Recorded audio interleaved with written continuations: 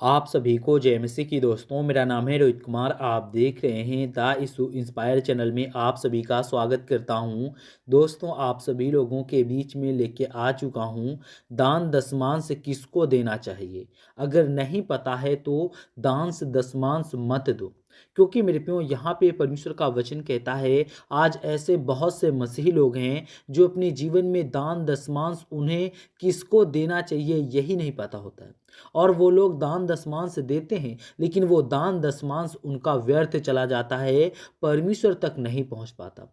क्योंकि मेरे प्यो परमेश्वर का वचन कहता है आप लोग इस वीडियो को देख लो, दान दशमांश देने से पहले आपको किसको दान देना चाहिए और किसको नहीं देना चाहिए। तो चलिए दोस्तों, यहाँ पे परमेश्वर का वचन कहता है पहला कुरिन्थियों अध्याय 9 से 7 में लिखा हुआ है, हर कोई जैसा मन में ठाने वैसा ही दान दे, ना कि दुख के साथ और बाधाएं होकर के, क्योंकि ईश्वर हर्षित मन से दान देने वालों को प्रसन्न करता है। यहाँ पे परमेश्वर का वचन कहता है उन सभी मसीह भाई बहनों के लिए, परमेश्वर कहता है हर कोई जैसे मन में ठाने वैसे ही दान दे, और ना कि दुख के साथ या बाधा हो करके, क्योंकि क्योंकि ईश्वर हर्षित मन से दान देने वालों को पसंद करता है। क्योंकि मेरे प्यो परमेश्वर का वचन कहता है जब आप लोग दान दशमांश देने जाते हो तो आपको क्या करना है, आपके मन में जितना आया, आपके मन में 100 रुपये, 50 रुपये, 10 रुपये, 1 रुपये, जो भी आपके मन में आया आप उसको दे दो, ठानो उसको दे दो। और परमेश्वर कहता है मैं दुखी जो दुख से देता है दान, परमेश्वर कहता है कि मैं उसके दान को ग्रसित नहीं करता हूं। लेकिन मेरे प्रियो परमेश्वर का वचन कहता है जो हर्षित मन से दान देता है मैं उसके दान को पसंद करता हूं। मेरे प्रियो, क्योंकि हमें अपने जीवन में दान हमेशा मुस्कुरा करके और अपने मन को हर्षित करके, यानी कि अपने मन को खुशहाली में ला करके हमें दान देना चाहिए, ताकि परमेश्वर हमारे जीवन में जो भी हम देते हैं परमेश्वर उससे हमें अधिक दे।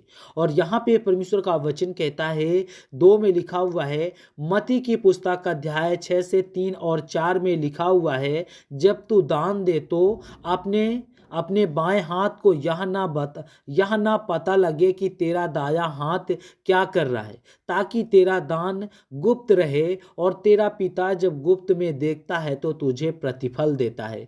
यहाँ पे परमेश्वर का वचन कहता है जब तू दान दे, यानी कि अगर तुम लोग जब दान देने जाते हो तो परमेश्वर कहता है जब आप लोग दान देने जाते हो तो उसमें आपका बायां हाथ ना पता पाए। आप लोग इतना गुप्त दान दो, जैसे कि आप लोग दाहिने हाथ से अपना दान दिया है तो इतना गुप्त दान दो कि आपका बायां हाथ उसमें वो जानने ही ना पाए कि मेरा दायां हाथ कुछ किया है। क्योंकि मेरे प्यो परमेश्वर का वचन कहता आप जितना ही गुप्त से परमेश्वर पर दान करोगे परमेश्वर उतना ही गुप्त से आपकी प्रार्थना को सुनेगा और आपके गुप्त दान को देखेगा, और गुप्त में ही तुम्हें परमेश्वर प्रतिफल देगा।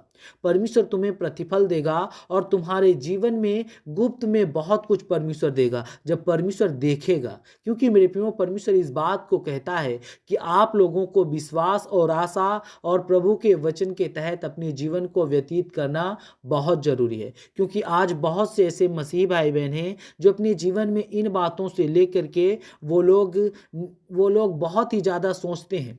उन लोगों के मन में ये ख्याल आता है कि हम लोग जो दान दशमांश देते हैं वो दान दशमांश हमें गुप्त में क्यों दिया जाता है। मेरे प्रियो परमेश्वर का वचन यहाँ पे कहता है जो आप लोग परमेश्वर के प्रति दान देते हो वो दान इसलिए गुप्त दिया जाता है कि ताकि तुम लोग जो दान देते हो वो दान परमेश्वर भी गुप्त में परमेश्वर भी तुम्हें दे। जब तुम्हारा प्रतिफल परमेश्वर देखेगा तब परमेश्वर कहता है कि मैं तुम्हें भी प्रतिफल जो होगा वो गुप्त में दूंगा और तुम्हें तुम्हारे जीवन में एक नई चमत्कार, एक नई रोशनी आ जाएगी और आप अपने जीवन में कभी भी निराश का सामना और हताश का सामना कभी भी नहीं कर पाओगे।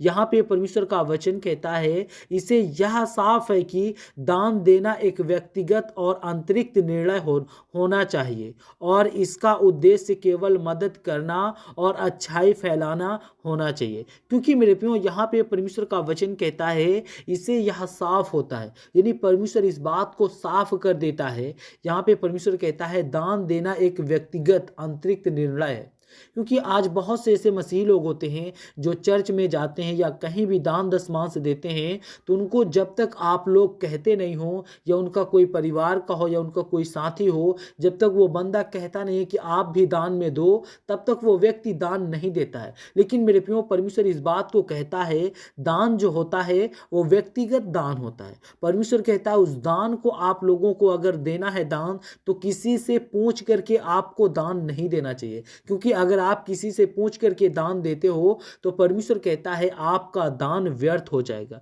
इसलिए आपको अपने जीवन में दान को व्यक्तिगत करना है और खुद की अतिरिक्त निर्णय लेना चाहिए, और इसका उद्देश्य केवल मदद करना और अच्छाई फैलाना होना चाहिए। क्योंकि मेरे प्रियो, परमेश्वर का वचन इस बात को कहता है, यहाँ पे परमेश्वर का वचन कहता है, अगर आप किसी से विशेष वीडियो का संदर्भ का जिक्र कर रहे हैं तो उसे देखना और समझना और अच्छा करेगा, ताकि आप लोग अधिक जानकारी प्राप्त कर सको। क्योंकि मेरे प्रियो, बहुत से ऐसे मसीह भाई बहन, मैं आप सभी लोगों से कहना चाहता हूं, जो परमेश्वर के वचन से बहुत ही लोग ऐसे हैं जो अभी तक रूबरू हैं, और मैं आप सभी लोगों से कहना चाहता हूं कि आप लोगों को अपने जीवन में ये वीडियो देख करके अपने जीवन में कोई भी कदम उठाना चाहिए। क्योंकि मेरे प्रियो, प्रभु इस बात को कहता है कि आप अपने जीवन में दान दशमांश देने से पहले आपको किसी से पूछना नहीं है और ना ही किसी को बताना है कि मैं दान दशमांश देने जा रहा हूँ। मेरे प्रियो, परमेश्वर का वचन कहता है, जैसे ही आपके मन में ठाने तो वैसे ही आप लोग दान दे दें।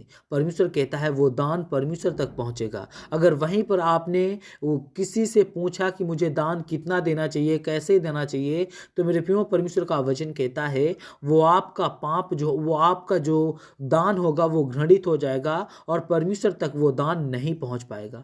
और दोस्तों, यहाँ पे जितने मेरे मसीह भाई बहन हैं, आप सभी लोगों से कहना चाहता हूँ, ये वीडियो अगर आपको अच्छी लगे तो प्लीज़ चैनल को सब्सक्राइब करें और बेल आइकन को जरूर प्रेस करें। God bless you all of you. आमीन। नेक्स्ट वीडियो मिलता हूँ दोस्तों।